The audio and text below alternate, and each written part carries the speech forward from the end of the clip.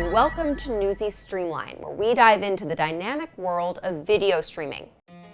In this episode, we look at the economics of streaming advertising and explore if and when revenues will catch up with the platform's massive consumer hype. A useful indicator in assessing the impact of an emerging advertising channel is its growth trajectory within the pivotal upfront marketplace. Even though the consumer migration from traditional linear television to streaming began over a decade ago, its advertising revenue potential has yet to reach its tipping point. If history tells us anything, that's about to change, and it's only a matter of time before over-the-top, or OTT, imposes its will on the advertising marketplace. So, how close are we to a tipping point? To answer that, we asked Jack Myers of the Myers Report. Thanks for joining us today, Jack. Hi, Bianca. It's good to be here with you. Okay, before we get too far ahead of ourselves, what did we learn about the progression of OTT ad spending in this year's Upfront?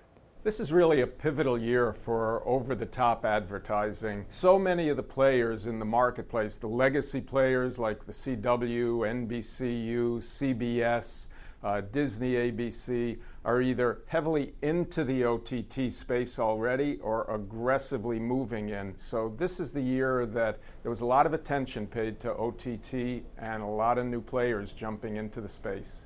Beyond the incremental growth in share for OTT this year, how transformative will this platform be on the overall marketplace going forward, and how quickly will we see its impact?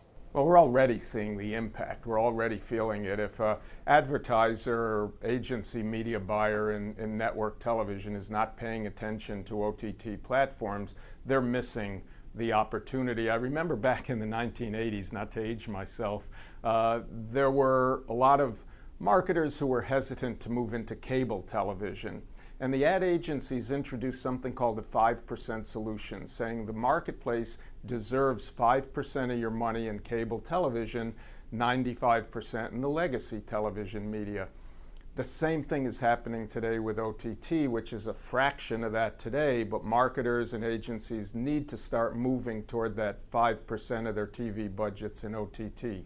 So what are the big impediments that could negatively affect OTT's advertising share shift or its velocity?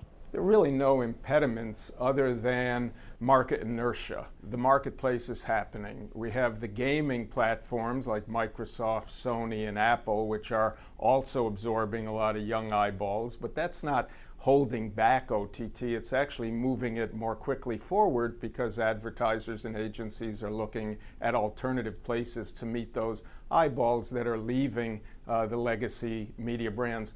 That having been said, there's still a lot of momentum with the NBCs and Disneys and CBSs and the legacy players, the Discoveries and others who are Viacom, all of whom are getting not only into OTT, but many other areas where they're making their properties more valuable to advertisers. So what we're seeing is a breakup of that traditional logjam of people saying, I'll wait and see. It's no longer wait and see, it's right now.